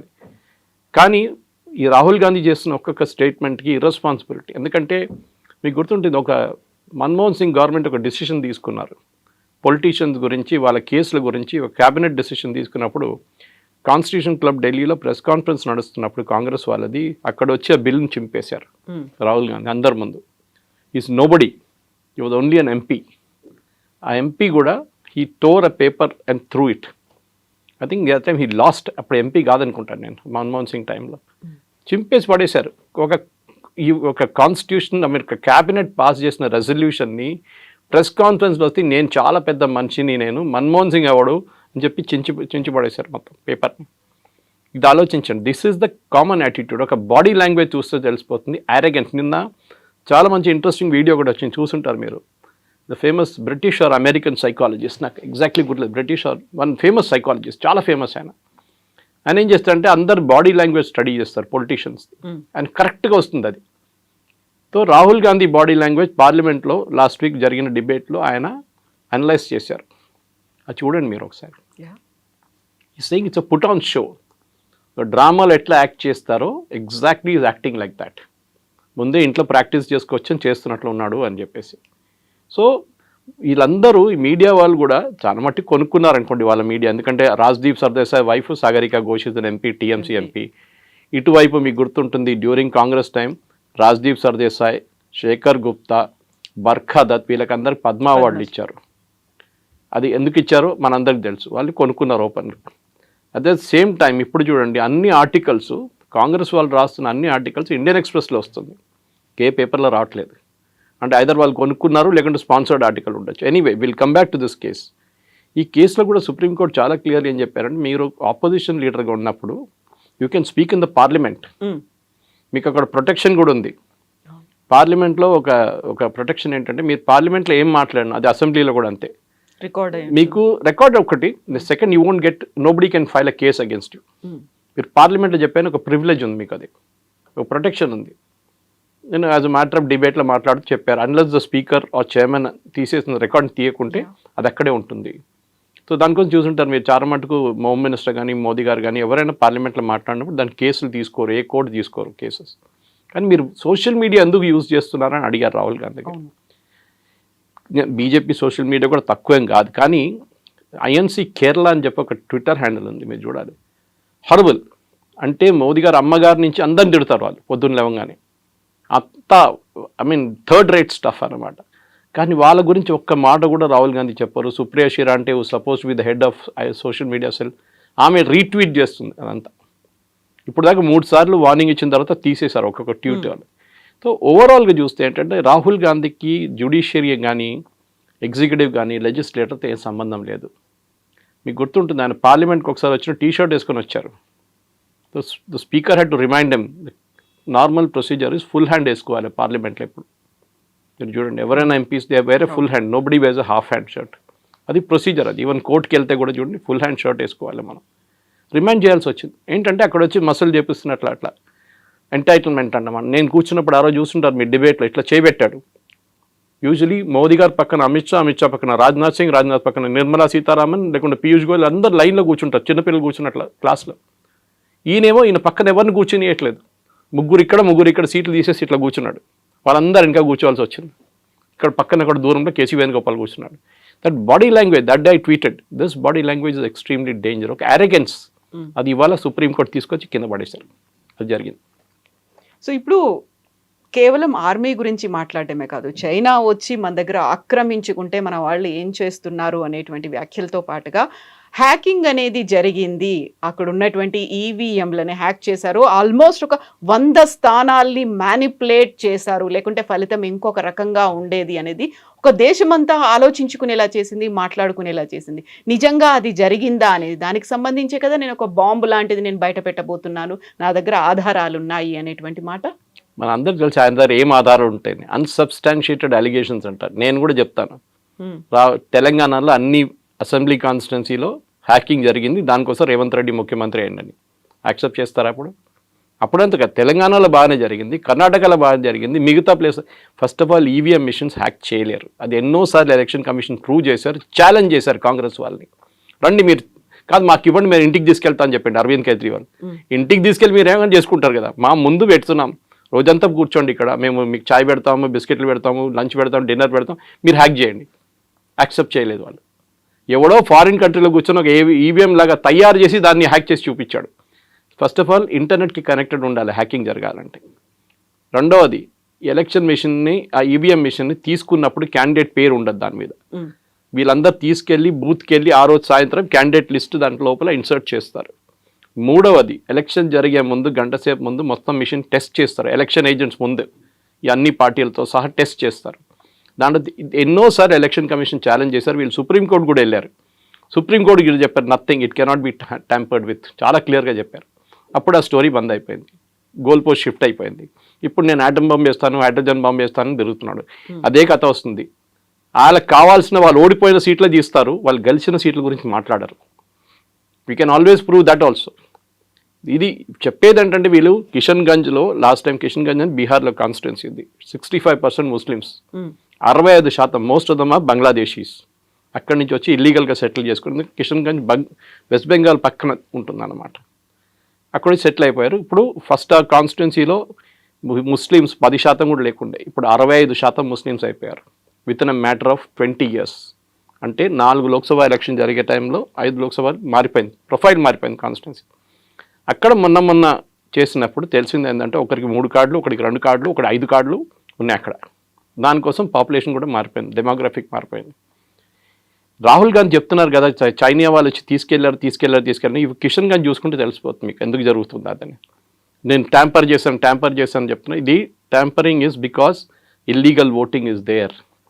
మీరు మహారాష్ట్రలో ట్యాంపరింగ్ అన్నారు, ఏమైంది? శరద్ పవార్ మాట్లాడలేదు, ఉద్ధవ్ ఠాక్రే మాట్లాడలేదు, ఈయనొక్కరే చెప్పుకుంటే పోతున్నాడు. వాళ్ళకి ఇద్దరికి ప్రాబ్లం లేదు, వాళ్ళు తెలిసిపోయింది. ఈవెన్ ఒమర్ అబ్దుల్లా చాలా మంది స్టేట్మెంట్ ఇచ్చారు ఆ టైంలో, మీకు గుర్తుంటుంది. ఓడిపోతే ఓడిపోయిందని చెప్పాలి, మళ్ళీ దాని గురించి జస్టిఫై చేయక్కర్లేదు. You have lost, I also last election. పోయిన ఎలక్షన్ నేను ఓడిపోయాను, అంతా అయిపోయింది. నెక్స్ట్ ఎలక్షన్ గెలిచి వచ్చాను కదా నేను మళ్ళీ అని. కానీ ఓడిపోయింది దానికి మళ్ళీ కాన్స్పిరసీ థియరీలు అది ఇది. ఇప్పుడు వచ్చే ఎలక్షన్కి రెడీ అవుతున్నాడు, ఎందుకంటే నెక్స్ట్ ఎలక్షన్ ఓడిపోతే కూడా ఇదే ఎక్స్క్యూజ్ ఇస్తాడు, ఈవీఎంలు ట్యాంపరింగ్లు. ఎందుకంటే వీళ్ళందరూ పుట్టింది పెరిగిందంతా బూత్ క్యాప్చరింగ్లో. మీకు గుర్తుంటుంది ఎట్లా పాత సిస్టంలో మొత్తం బ్యాలెట్ పేపర్లు తీసుకెళ్ళిపోయి ఇంట్లో కూర్చొని కొడతారు వీళ్ళు, తీసుకొచ్చి డబ్బలు పడేస్తారు. ఓల్డ్ సిటీలో చాలా ఫేమస్ ఉండే అప్పుడు. సుల్తాన్ సులావుద్దీన్ ఓవైసీ ఇప్పుడున్న అసదుద్దీన్ ఓవైసీ వాళ్ళ ఫాదర్ ఉన్నప్పుడు కూడా 90% ఓటింగ్ జరుగుతుండే. చనిపోయిన వాళ్ళు కూడా వచ్చి ఓటేస్తారు చాలామంది దాంట్లో. అది ఇప్పుడు కూడా నడుస్తుంది. అది బీహార్లో చూసాం కదా, 22 లక్షల మంది చనిపోయిన వాళ్ళు లిస్ట్ ఇంకా ఉన్నారంట. అక్కడ తేజస్వి యాదవ్ మొన్న కాన్స్పిరసీ చూపించి నా పేరు లేదు చూడండి, కానీ ఇంకొక ఐడి కార్డు ఇప్పుడు చూస్తే అది ఇష్యూనే చేయలేదంట. అట్లా లేదు, అంతా తయారు చేసుకొని పెట్టుకున్నారు. కుక్క ఫోటో పెట్టి ఒక ఐడి కార్డు తయారు చేశారు, మనం చూసుంటారు మీరు. ఇప్పుడు ఎలక్షన్ కమిషన్ చెప్తే వేరే ఇష్యూనే చేయలేదు. అట్లా వీళ్ళందరూ కూర్చొని ఏదో ఫోటోషాప్లో తయారు చేసుకుంటున్నారు, మళ్ళీ ప్రెస్ కాన్ఫరెన్స్లో పెడతారు. అది కాగానే డినై చేసి వెళ్ళిపోతున్నారు. మళ్ళీ ఆ స్టోరీ లేదు, మళ్ళీ అయిపోయింది. దానికి లైఫ్ షెల్ఫ్ లైఫ్ అంటాం, ఇప్పుడు 24 గంటలు ఉంటుంది షెల్ఫ్ లైఫ్. రాహుల్ గాంధీ ఇంత మాట్లాడుతున్నారు కదా, చైనా వాళ్ళు వచ్చి 2000 కిలోమీటర్లు తీసుకెళ్లారని. వాళ్ళ great grand father Jawaharlal Nehru టైంలో ఏం జరిగిందండి? అక్సాయ్ చిన్ అని చెప్పి హాఫ్ లదాఖ్ చైనాకి ఇచ్చేశారు. లాజిక్ ఏంటి? హర్యానా సైజ్ ఆలోచించి, హర్యానా సైజ్లో ఉన్న ఒక స్టేట్ చైనాకి నెహ్రూ గిఫ్ట్గా ఇచ్చేశారు. అక్కడ ఏం లేదులే, ఏం చేసుకుంటామని చెప్పేసి. అక్కడ ఏం చెట్లు కూడా ఉండవు, అక్కడ ఎందుకు అక్కడ రాళ్ళు గీళ్ళు ఉన్నాయి, మనం ఏం చేసుకుంటామని చెప్పి గిఫ్ట్ చేశారు. ఆలోచించండి, 38,000 స్క్వేర్ కిలోమీటర్స్ పంజాబ్ స్టేట్ లాంటి సైజ్. ఇప్పుడు కూడా మీరు లదాఖ్ మ్యాప్ చూస్తే చాలా బాగుంటుంది చూడడానికి. Half of Ladakh is with China, ఇంకొక హాఫ్ పాకిస్తాన్ గిఫ్ట్ చేసేసారు. పిఓకే అని చెప్తాం మనం ఇప్పుడు. అది ఎవరు ఇచ్చారు? అది కూడా నెహ్రూ ఇచ్చారు. ఎందుకంటే ఆ రోజు 1947లో ఆ టైంలో డిలే చేశారు కావాలని చెప్పి నెహ్రూ. వేరే Sardar Patel wanted army to be, that's a different story altogether. కానీ రాహుల్ గాంధీకి అక్కడ మిగతా వాళ్ళ మీద ఆరోపణలు చేయడం, ఆయన గురించి ఆయన మాట్లాడరు. ఏది నేషనల్ హెరాల్డ్ కేసు కానివ్వండి, ఆగస్టా వెస్ట్ల్యాండ్ కేసులో అందరికీ తెలుసు డబ్బులు ఎవరికి వెళ్ళింది. ఆ డబ్బులు తీసుకున్నాడు లండన్లో కూర్చున్నాడు, వెరీ క్లోజ్ ఫ్రెండ్ ఆఫ్ వద్రా.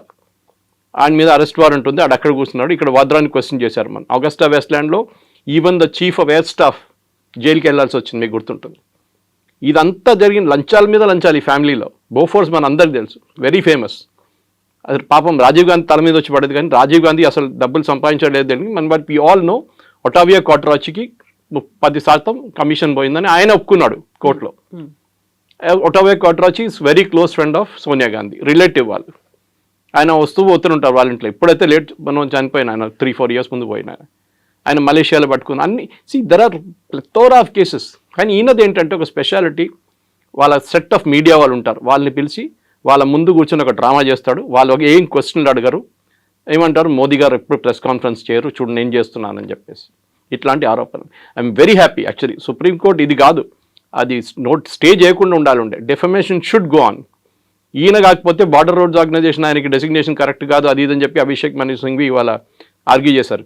తప్పని చెప్పట్లేదు, ఆయనకి ఏమైంది దీని చైనా తీసుకెళ్లారంటే ఒక బార్డర్ రోడ్స్ ఆర్గనైజేషన్ మనిషికి ఏమైందని అడుగుతున్నారు. How is he related to the case?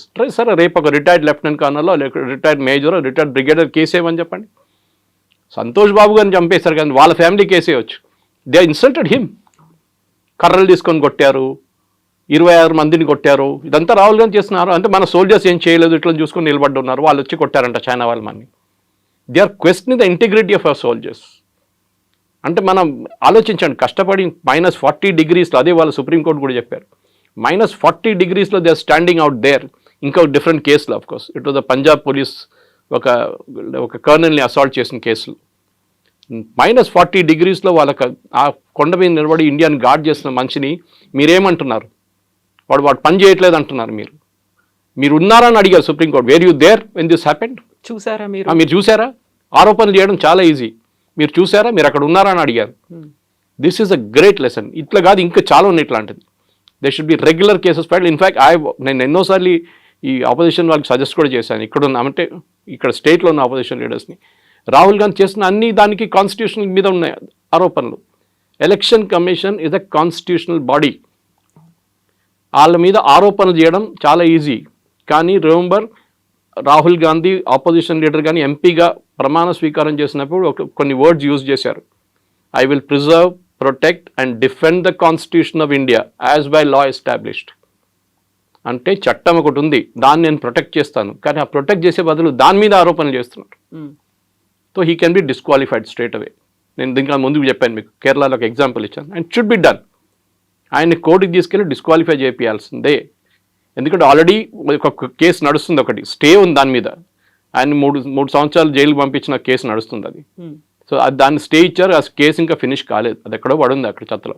దానికోసం ఆయన ఎంపీ స్థానం కూడా కొన్ని రోజులు పోయినాయి ఆయనకి. ఇది జరగాల్సింది ఇప్పుడు. దట్ అరెగెన్స్ చూడండి. నేను ముఘల్ రాజా కొడుకు, నేను ఒక ఎంటైటిల్ ఫ్యామిలీ నుంచి వస్తున్నాను, నేను ఏమైనా చెప్పొచ్చు, ఎవరికి మీద ఏదైనా ఆరోపణలు చేయొచ్చు. లేదు, ఎందుకంటే వాళ్ళ పార్టీలో ఇన్నర్ పార్టీ డెమోక్రసీ అని లేదు. పాపం నరసింహరావు గారి దగ్గర నుంచి మనం నేర్చుకోవాల్సిందే. You are the only prime minister who stood up to the Gandhis, fake Gandhis. Only prime minister. ఏం చేశారండి ఆయన డెడ్ బాడీకి? ఏఐసిసి ఆఫీస్ లోపల తీసుకెళ్ళలేదు. మాజీ ప్రధానమంత్రి, ఢిల్లీలో సంజయ్ గాంధీకి ఒక సమాధి ఉంది పెద్దది. What post did Sanjay Gandhi hold అండి? What post? మినిస్టర్గా ఉన్నారా? ప్రైమ్ మినిస్టర్గా ఉన్నారా? జస్ట్ బికాజ్ ఈ ఫ్యామిలీతో కనెక్షన్ చెప్పేసి పెద్ద సమాధి కట్టారు. నరసింహరావు గారిని తీసుకొచ్చి ఇక్కడ నెక్లెస్ రోడ్ కాడ వీ నో వాట్ హ్యాపెండ్, రాత్రి ఏం జరిగింది, కుక్కలు ఏం చేశారో మన అందరికి తెలుసు. This is what I'm saying. వాళ్ళ సీతారాం కేసరిని టాయిలెట్ లోపల లాక్ చేసిన ఇన్సిడెంట్ మీకు తెలుసు. సోనియా గాంధీని ప్రెసిడెంట్ చేయాలంటే ఆయన ఒప్పుకోలేదు, నేను రాజీనామా చేయనని చెప్తే ఆ రోజు ఏఐసిసి ఆఫీస్లో టాయిలెట్ లోపల బంద్ చేయించి ఆయనతో రాజీనామా చేయించారు. ఆలోచించండి, లైట్ ఆఫ్ చేసేసి పడేస్తారు వాళ్ళు, టాయిలెట్లో పడేసి. ఇట్లాంటి పార్టీ ఇది. ఆరోపణలు చేయడం చాలా ఈజీ. ఇక్కడ కూడా చూస్తున్న తెలంగాణలో కూడా కల్చర్ ఉంది. మోదీ గారి మీద ఆరోపణ చేస్తూనే ఉంటారు. I wish BJP had a legal cell, strong legal cell. ఢిల్లీలో వాళ్ళ దగ్గర ఉంది, స్ట్రాంగ్ లీగల్ సెల్ ఉంది వాళ్ళ దగ్గర. చాలామంది MPs are actually good lawyers. కేసులు ఫైల్ చేయండి. మీరు హెల్తీ డిబేట్ కావాలని డెమోక్రసీలో లేదని చెప్పట్లేదు, కానీ సుప్రీంకోర్టు చెప్పినట్ల లేనిపోయిన ఆరోపణలు చేయడం, రఫాయల్ పోయిందని ఇక్కడ రేవంత్ రెడ్డి కూడా రిపీట్ చేశారు. We should file a case against it. What proof do you have? మీరు అక్కడ ఉన్నారా రఫాయల్ పడినప్పుడు? చూసారా మీరు రఫాయల్ ఎట్లా ఉంటుంది మీకు తెలుసా? ఫస్ట్ ఆఫ్ ఆల్ ఏ పోయిన ఆరోపణలు ఏంటండి? You're demoralising a soldiers. వాళ్ళ టార్గెట్ సోల్జర్స్ కాదు, వాళ్ళ టార్గెట్ మోదీ. సోల్జర్ని కొట్టారంటే మోదీ ఇన్ఎఫెక్టివ్, మోదీ అని చేయట్లేదు, చైనా మీద భజన చేస్తుంటారు. యూ నో వన్ థింగ్, మీరు చూస్తుంటారు ఫేమస్ సిగ్నేచర్ చేస్తున్న రాహుల్ గాంధీ జీ జింగ్పిన్తో నాకు సైన్ చేస్తున్న ఒక అగ్రిమెంట్ వాళ్ళ టైంలో, వాళ్ళ హయాంలో సోనియా గాంధీ వెనక నిలబడినారు, జీ జింగ్పిన్ స్టాండింగ్ అండ్ ఈ signing with another Chinese party official. 300 కోట్లు ఇచ్చారండి రాజీవ్ గాంధీ ఫౌండేషన్కి వాళ్ళు, చైనీస్ వాళ్ళు, ఒఫీషియల్ ఆన్ రికార్డ్. ఎందుకు ఇచ్చారండి 300? అడిగితే ఏమంటున్నారంటే రీసెర్చ్ చేయడానికి ఇచ్చారంట. చైనా వాళ్ళు Rajiv Gandhi foundation which is the private trust run by Sonia గాంధీకి 300 కోట్లు ఒఫీషియల్గా ఇచ్చారు.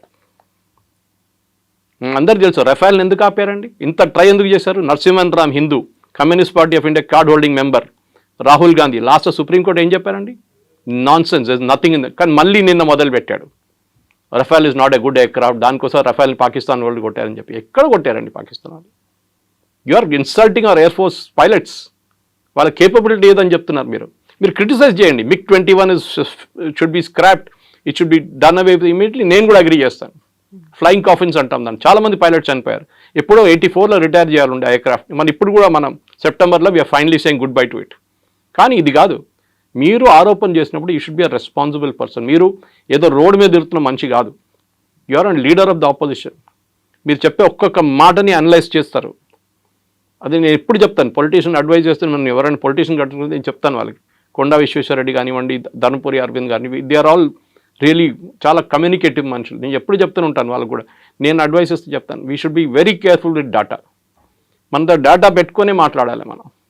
We should never go out of that. ఎందుకంటే మీరు ఏదైనా ఆరోపణ చేసిన, రేవంత్ రెడ్డి మీద ఆరోపణ చేశానండి, డబ్బులు సంపాదించని చెప్పి నేను నాకు ఆరోపణ చేయొచ్చు. Do have a proof? I don't have a proof.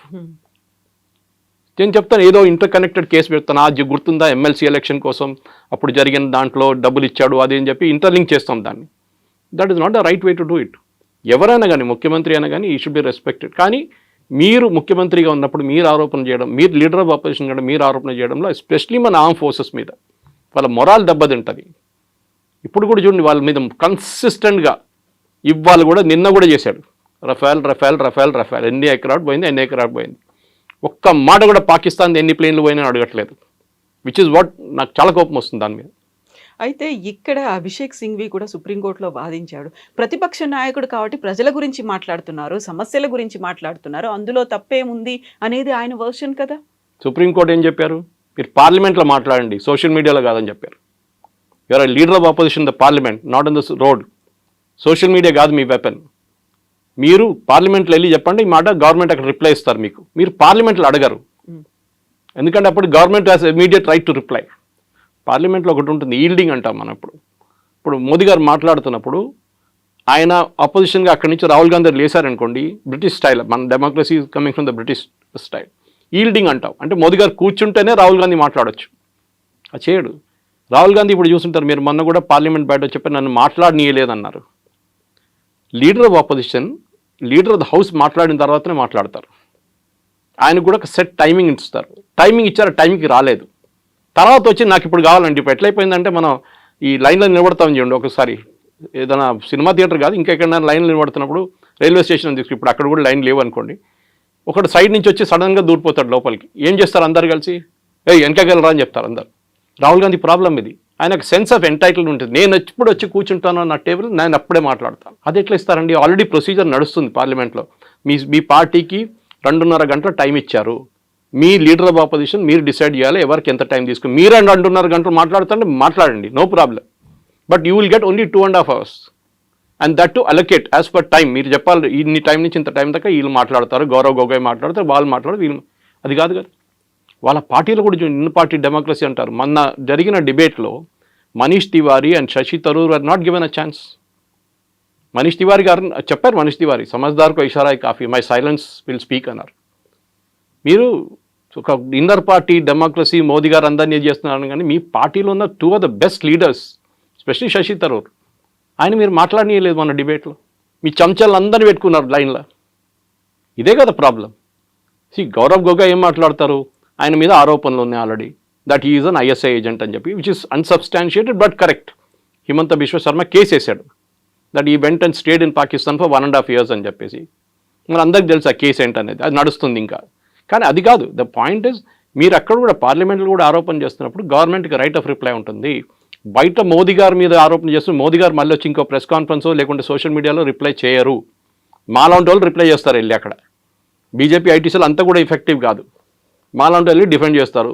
అప్పుడప్పుడు అమిత్ మాల్వియా గారు స్టేట్మెంట్ ఇస్తారు, నాకు కూడా పంపిస్తారు ఆయన స్క్రీన్ షాట్ దాన్ని, this is what I spoke about అని చెప్పేసి. కానీ కన్సర్టెడ్ ఎఫెక్ట్ ఒక లీడర్ ఆఫ్ అపోజిషన్ నుండి మెచ్యూరిటీ ఉండాలి. ఎమోషనల్ మెచ్యూరిటీ, ఫిజికల్ మెచ్యూరిటీ కాదు. ఎమోషనల్ మెచ్యూరిటీ రాహుల్ గాంధీకి లేదు. ఇప్పుడు కూడా 52, 53 అయింది అంటున్నాడు. కానీ మొన్న సైకాలజిస్ట్ అని అనలైజ్ చేసిన అదే అంటున్నాడు, ఒక 18 year old పిల్లోడు ఎట్లా బిహేవ్ చేస్తారో అట్లనే బిహేవ్ చేస్తున్నాడు ఈ అబ్బాయి. 53 అయిపోయింది కానీ ఆయనకి మెచ్యూరిటీ రాలేదు ఇంకా. ఆమె అనుకుంటా అంటే నేను ఇట్లా డ్రామా చేస్తే అందరు చూస్తారు, అందరు వా రాహుల్ గాంధీ అంటారు, కానీ ఎలక్షన్లో లాస్ట్ వెళ్ళి మోదీగా ఓటేస్తారు వాళ్ళు. ఇది ప్రాబ్లం. అయితే కేవలం రాహుల్ గాంధీ మాత్రమే కదా, ఆ అదర్ లీడర్స్ కూడా అడుగుతున్నారు, మనం ఎంత నష్టపోయాము, నిజంగానే మనకు ఉన్నటువంటి ఫైటర్ జెట్లను కోల్పోయామా అనే మాట. అదే మాటని ట్రంప్ అన్నారు, అదే మాటని పాకిస్తాన్ చెప్తోంది, అదే మాటని మన వాళ్ళు అడుగుతున్నప్పుడు why there is no answer? Zardari ఏం చెప్పారు మొన్న పాకిస్తాన్ పార్లమెంట్లో, హమారే లోగ్ భారత్ కే పార్లమెంట్ మే బైఠే హై. మా వాళ్ళు భారత్ పార్లమెంట్లో కూర్చున్నారంట. So whom is hinting at. There are certain secrets చెప్పారండి, ఎప్పుడు చెప్పకూడదు కూడా. 71 వార్లో మనది 65 ప్లేన్లు పోయినాయి. మనది 71 బంగ్లాదేశ్ వార్లో జరిగింది 3 వారాలు అంతే, 65 ప్లేన్లు పోయినాయి. We have lost 600 prisoners of war. పాకిస్తాన్కి వెళ్ళారు, ఒక్కడు కూడా మనకి రిటర్న్ దొరకలేదు ప్రిజనర్స్ ఆఫ్ వార్. మన దగ్గర ఉన్న 93,000కి వాళ్ళకి ఇచ్చేసాం, 93,000 మందిని బంగ్లాదేశ్లో క్యాప్చర్ చేసిన వాళ్ళని. అదంతా మాట్లాడుకుంటూ పోతే చాలా ఉన్నాయి. మన రాజ్నాథ్ సింగ్ గారు, అమిత్ షా గారు కూడా తీసేశారు మన స్టాటిస్టిక్స్తో సహా. ఆరోపణలు చేయడం సరే, ఇది ట్రంప్ ఎందుకు చేస్తారండి? Is the commercial market. Rafale పనికిరాదు, నా ధర F-35 ఉందా కొనుక్కోండి. ఇది ఎట్లయిపోయిందంటే, మీరు ఒక కార్ తీసుకున్నారు, రేపు కూడా వచ్చి అంటే ఈ కారా, అరే ఇది చూసిన 10 యాక్సిడెంట్ జరిగింది, ఎందుకు తీసుకున్నా ఈ కార్, నాది ఇంకా మంచి కారు ఉంది, సేఫ్టీ ఫీచర్స్ చాలా మంచిది అంటారు. లారీకి వెళ్ళి కొడితే లారీ వాడు చనిపోతాడు, మీకేం కాదంటాడు. అట్లాంటి చాలామంది ఉన్నారు చేసేటోళ్ళు. So this is the commercial market. దానికోసం ఫ్రాన్స్ డిఫెండ్ చేశారు చూడండి. ఒక్క రఫేల్కే ఏదో ప్రాబ్లం ఉంది, అది కూడా 17,000 ఫీట్లో. It had an engine issue, it had be brought down. దానికోసం ఎయిర్ మార్షల్ భారతి ఆ రోజు ప్రెస్ కాన్ఫరెన్స్ చాలా క్లియర్గా చెప్పారు, ఆపరేషన్ సింధు టైంలో. None of our pilots were lost, none of our assets were lost. Assets అంటే వాళ్ళ దాంట్లో aircraft language, air force language, none of them well. వాళ్ళు చెప్పిన తర్వాత మళ్ళీ ఈయనకేంటండి ప్రాబ్లం?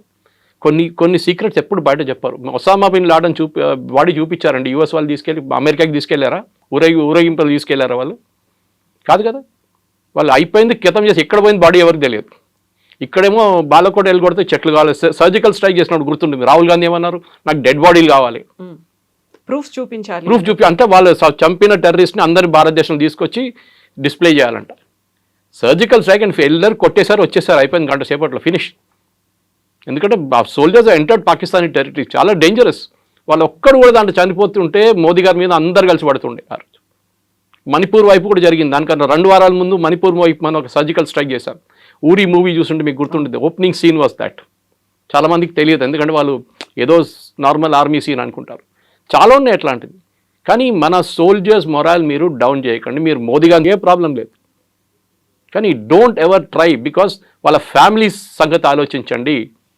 వాళ్ళ ఫ్యామిలీ మీద ఎట్లా ఉంటుంది. మొన్న పురోహిత్ మీద చేసి మాలేగాం చేసిన 17 సంవత్సరాల కెరియర్ పోయిందండి. ఎవరు తీసుకొస్తారు వాపస్ ఇప్పుడు? ఈ కూడా మన బ్రిగేడియర్ బై నౌ 17 years. వాళ్ళ ఫ్యామిలీకి luckily army stood by them. Army salary ఇచ్చారు, వాళ్ళ ఇల్లు అక్కడే ఉంచుకున్నారు, వాళ్ళ పిల్లల ఎడ్యుకేషన్ చూసుకున్నారు, అన్ని ఆర్మీ వాళ్ళు చూసుకున్నారు. వాళ్ళకి తెలుసు that this guy was working for us, for the Indian army. కానీ ఆరోపణ చేసి ఆయన కెరియర్ కంప్లీట్గా డిస్ట్రాయ్ చేశారు. Who will bring back that 17 years no? వీళ్ళు ఆన్సర్ చేయాలండి. వీళ్ళు ఈ ఆరోపణ చేస్తున్న వాళ్ళు పొద్దున్న లేవగానే అబద్ధాలు చెప్తారు, అబద్ధాల మీద అబద్ధాలు. దానికి భజన మండలి ఒకటి ఉంది పాడడానికి, తోడు పాడడానికి. ఖర్గే గారు కానీ, ఇక్కడ రేవంత్ రెడ్డి గారు అందరు భజన పాడతారు.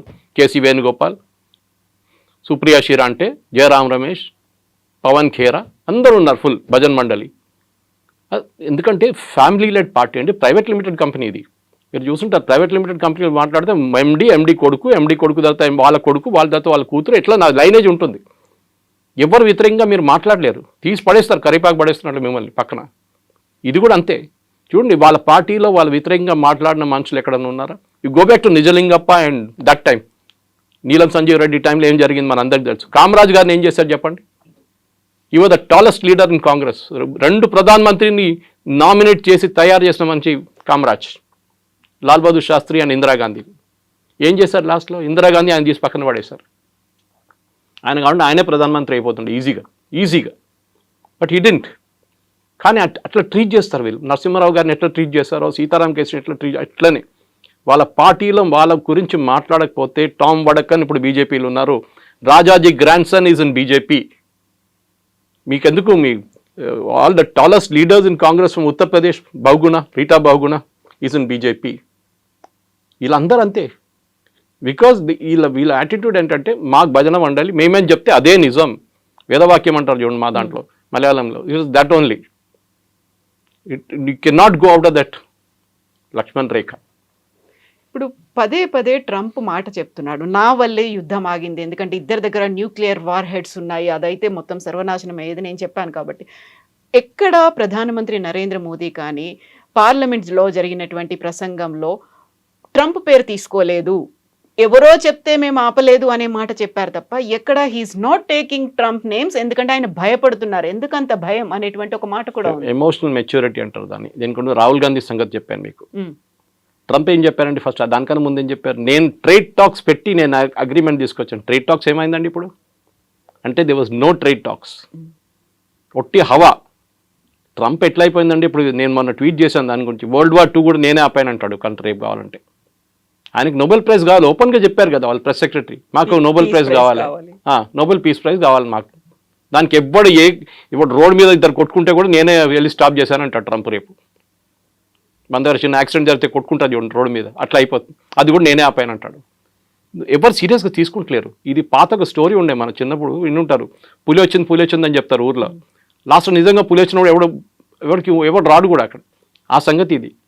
మీరు రష్యా యుక్రెయిన్ ఆపేస్తాను 2 రోజులు అన్నాడు, ఏమైందండి? వాళ్ళు ఇప్పుడు కూడా కొట్టుకుంటున్నారు పిచ్చోళ్ళలాగా. మా ఇండియా పాకిస్తాన్ మీరేం ఆపారండి? ట్రేడ్ డీల్ చెప్పాం వాళ్ళు ముందు చూపించి నేను ఆపాను అంటాడు. ట్రేడ్ డీల్ ఏమైనా జరిగిందా? First of all there is no call from Trump, everybody agrees. Call చేసింది ఓన్లీ రూబియో, వాళ్ళు వైస్ ప్రెసిడెంట్ ఒకరే కాల్ చేశారు అక్కడి నుంచి. జేడీ వ్యాన్స్ కాల్ చేశారు, మార్కో రూబియో కాల్ చేశారు. ట్రంప్ ఎక్కడ మాట్లాడలేదు. ఇక్కడ always said my team negotiated with them, we would agreed. నేనే చేశాను అంటారు. ఎందుకంటే ఆయనకు నోబెల్ ప్రైజ్ కాదు, లేకుండా వైస్ ప్రెసిడెంట్ నోబెల్ ప్రైజ్ వచ్చేస్తుంది. ఆయనకు అది టెన్షన్. ఆయనకి క్రెడిట్ ఎవరికి రాకూడదు, నాకే రావాలి క్రెడిట్. సో ట్రంప్ ఒక మెంటల్ ఆలోచించండి, హీఈస్ పబ్లిసిటీ సీకర్. ఆయన అన్ని ఏదో ఎరిట్రియా, అక్కడ ఏదో ఆఫ్రికాలో ఎన్నో సంవత్సరాల నుంచి కొట్టుకుంటున్నారు. వాళ్ళు పిలిచి వైట్ హౌస్లో కూర్చొని సంతకం పెట్టించారు. వాళ్ళు ఏం పెట్టారో వాళ్ళకే తెలియదు. వాళ్ళు అన్నారంట తర్వాత, ఏం పెట్టి మాకు తెలియదు, పిలిచాడు సంతకం పెట్టమని మేము పెట్టాము. మళ్ళీ నెక్స్ట్ డే వెళ్ళి మళ్ళీ కొట్టుకుంటున్నారు అక్కడ. మళ్ళీ ఏం పీస్ అండి ఇది? నేను అక్కడ ఆపాను, నేను ఇక్కడ ఆపాను అంట. ఎక్కడ ఇదే అంటున్నాను. మన దగ్గర వైట్ స్కిన్ మెంటాలిటీ ఒకటి ఉందండి. నేషనల్ అవార్డు వస్తే నేషనల్ అవార్డు కాదు, ఆస్కర్ వస్తే ఆస్కర్. ఎందుకంటే వైట్ స్కిన్ కూడా వచ్చింది కదా, తెల్ల white skin is still very good for us. Oscar రావాలి నాకు. నేషనల్ అవార్డు వచ్చిందా? నేషనల్ అవార్డే కదా, అది అంతర్జాతీయ స్థాయిలో ఉంది. అంతర్జాతీయ స్థాయి కాదు. వైట్ స్కిన్ మెంటాలిటీ ఇంకా పోలేదండి మనకి. ఇప్పుడు కూడా చూడండి, ఒక అమెరికనో బ్రిటిషో రోడ్డు మీద కనిపిస్తే మీ బిహేవియర్ ఎట్లా ఉంటుంది మీదని చెప్పట్లేదు. Normal human being Indians behaviour ఎట్లా ఉంది, వాడిని ఎట్లా టోపీ ఇద్దాం, 100 రూపాయల ప్రోడక్ట్ వాడికి 500 ఎట్లా అమ్ముతాం, ఇది చూస్తుంటాం అన్నమాట. వాడు దానికైనా స్మార్ట్ ఫెలో, వాడు చూస్తాడు వీని ఎట్లా టోపీ వేయాలని చూస్తుంటాడు వాడు. ఇది మన white skin attitude. So Trump చెప్పారని చెప్పి ద మెచ్యూరిటీ ఆఫ్ మోదీ అక్కడ వస్తుందండి. ఏ ఎక్సైట్మెంట్ లేదు ఆయన ఫేస్లో, ఒక ఎమోషన్ కూడా కనిపించదు. నేను ఎవరు నాతో మాట్లాడలేదు. నో వరల్డ్ లీడర్ లేకుంటే రేపు అంటాడు ఇంకో లీడర్తో చేయించా అంటాడు మళ్ళీ రేపు. పాకిస్తాన్ దగ్గర ఆయిల్ ఉంటే నేనే వచ్చి చేస్తాను. పాకిస్తాన్ పరేషాన్ అయిపోతుంది. ఇక్కడ మేము ఇంకా తవ్వలేదు, ఏం చేయలేదు, మా ఆయిల్ ఇస్తా అంటున్నాడు ఈయన. సో మనం కూడా పాకిస్తాన్ నుంచి కొనుక్కునే 3 సంవత్సరాల తర్వాత ట్రంప్ ఉండరు, వెళ్ళిపోతాడు. ఈ కెనాట్ కాంటెస్ట్ ఎలక్షన్ అయిపోయింది. వాళ్ళ 2 టైమ్స్ ఉంటాయి యూఎస్ ప్రెసిడెంట్కి. దాని తర్వాత వచ్చేటోడు ఏంటి, వాడు మొత్తం మార్చేస్తాడు రూల్ అంతా. ఏం చేస్తారు అప్పుడు పాకిస్తాన్ లేదు. So you have to keep your neutrality. చాలా మెచ్యూర్గా చేశారు. యూకే FTA సైన్ చేసామా మనం, ఫ్రీ ట్రేడ్ అగ్రిమెంట్. ఇప్పుడు యూరోపియన్ యూనియన్తో చేయబోతున్నాం. We just shift our markets అంతే. నేను చాలా ఛానల్స్ డిబేట్ చేస్తూ చెప్పాను. నేను యూఎస్కి ఇండియాకు ఉన్న ట్రేడ్ రిలేషన్స్లో 3-4 ప్రోడక్ట్స్ ఇంపార్టెంట్. దాంట్లో ఒకటి ఫార్మస్యూటికల్స్. మన దగ్గర మందులు కొనుక్కపోతే ఆ డోలోకి వాడు $10 ఇవ్వాల్సి వస్తుంది ఒక స్ట్రిప్కి. మన దగ్గర కొనుక్కుంటా అని చెప్పి తక్కువ. నేను I'm just giving an indicative rate. మన దగ్గర వెళ్ళి ఫార్మాస్యూటికల్స్ వాళ్ళు బతుకుతున్నారు యూఎస్. అదర్వైజ్ వాళ్ళు 10 times కాస్ట్ ఇవ్వాల్సి వస్తుంది. We're the pharma capital of the world. Next మనది జెమ్స్ అండ్ జ్యువెలరీ, మన దగ్గర పాలిష్ అయ్యి సూరత్ నుంచి పాలిష్ చేసి కట్ చేసి పంపిస్తారు. ఇంకెవరు దాన్ని చేయమని చెప్పండి. I will challenge. Maximum Bangkok నుంచి తెప్పించుకుంటారు. అక్కడ వాళ్ళ దగ్గర న్యాచురల్ స్టోన్స్ ఉండవు, ఆర్టిఫిషియల్ స్టోన్స్ ఉంటాయి. ఎక్కడ తెప్పించుకుంటారు మీరు? కొనాల్సినోడు మీరు బంగారం 50,000 రూపాయలు ఉన్నప్పుడు కూడా కొన్నారా? బంగారం కొన్నారా? నేను పెళ్లి చేసుకున్నప్పుడు 15,000 ఉండే అప్పుడు 91. Now what is it? Close to 1 lakh rupees. మా దాంట్లో తొల అంటారు, మీ దాంట్లో తొల, అక్కడ తొల అంటారు, మా దాంట్లో 8 grams మా దాంట్లో క్యాల్కులేషన్. ఇప్పుడు యావరేజ్ ప్రైస్ పెట్టుకుంది 1 lakh అయిందండి. 15,000 కూడా బంగారం కొన్నామా? 1 lakhలో మీరు ఏదైనా మలబార్ గోల్డ్ లేకుంటే జాయ్ లుకాస్ లేకుంటే ఇక్కడ వెళ్ళి తిరగండి ఒకసారి. మన సూపర్ మార్కెట్ కన్నా ఎక్కువ రష్ అక్కడ ఉంటుంది. ఎవరు ఆపరండి కొనడం అది. So they will buy what ever rate Americans will buy. వాళ్ళకి ఎక్కడ ఉండదు. ఇప్పుడు చూడండి, మొన్న కార్ సేల్స్ గురించి చెప్తున్నారు. Ford company first time it is reported losses. ఎందుకంటే వాళ్ళు చిన్న చిన్న ప్రోడక్ట్స్ వాళ్ళు తయారు చేయలేరు. They have to buy from China or India or Mexico or Canada. అమెరికాలో ప్రాబ్లం, నేను ఇప్పుడు ఒక ఎగ్జాంపుల్ ఇస్తాను. అమెరికా వైట్ హస్ ఫెయిల్డ్ అనేది, మీ ఇంటికి ప్లంబర్ వస్తాడు ట్యాప్ ఫిక్స్ చేయడానికి. ఇండియన్ ఈక్వలెంట్ తీసుకుంటాను, అమెరికన్ ఈక్వలెంట్ తీసుకోను. ట్యాప్ కాస్ట్ 250 రూపాయలు, ఫిక్స్ చేసేటోడు 500 తీసుకుంటాడు. You're out. మార్కెట్ అవుట్ అయిపోయింది. That is what happens in America. అమెరికాలో వాడు ఇంకేం చేయడు. మన దగ్గర ఏం చేస్తాం, మనం చాలా స్మార్ట్. మనం వచ్చినప్పుడు ఆ గడ్డ పోయింది ఒకసారి చూసుకో, ఇది కొంచెం లీక్ అవుతుంది చూసుకో, అక్కడ పోయింది చూసుకో అని చెప్పి అంత 10 పనులు చేయించుకుంటాం 500కి. అక్కడ చేయలేరు, వాడు వచ్చిన పని చేసి వెళ్ళిపోతాడు. So you are out price from the market. అదే యాపిల్ వాళ్ళు చెప్తున్నారు కదా, ఇదే ఫోన్ మీరు ఇండియా మీద 100% డ్యూటీ వేయండి, అప్పుడు కూడా still cheaper than making it in US. వాళ్ళ పర్ $1 వేజ్ మీకు తెలుసు ఎంత హై ఉంటుందని. వాళ్ళ కాస్ట్ ఆఫ్ లివింగ్ హై ఉంది. మన దగ్గర శ్రీపెరంబదూర్లో ఈజీగా చేయించుకుంటారు దానికన్నా చాలా తక్కువ రేట్లో. This is America has become totally out priced of the market. వాళ్ళ స్టీల్ కొనలేము, వాళ్ళ కాపర్ కొనలేము. నేను చెప్తున్నాను కదా, మోదీ గారు ఏం చేయాలంటే 0% ఇచ్చేసేయండి, except for dairy products and agriculture and of course చిన్న చిన్న కొన్ని ఉంటాయి, అది మనం చేయలేము. స్పెషల్ డైరీ ఎందుకు మనం అబ్జెక్ట్ చేస్తున్నాం, అమెరికా నుంచి ఇంపోర్ట్ ఎందుకు అబ్జెక్ట్ చేస్తున్నాం అంటే వాళ్ళ ఆవులకి మీట్ పెడతారు, మనం ఇక్కడ గడ్డి ఇస్తాం వాళ్ళకి, వాళ్ళు మీట్ ఇస్తారు, మీట్ ప్రొడక్ట్స్ ఇస్తారు తినడానికి. అది వీ విల్ నాట్ యాక్సెప్ట్. ఎందుకంటే మన ఆవుకి గడ్డి అది మీట్ పెట్టి బీఫ్ పెట్టి దానికి తిండి ఇచ్చిన తర్వాత ఆ పాలు మనం వాడం.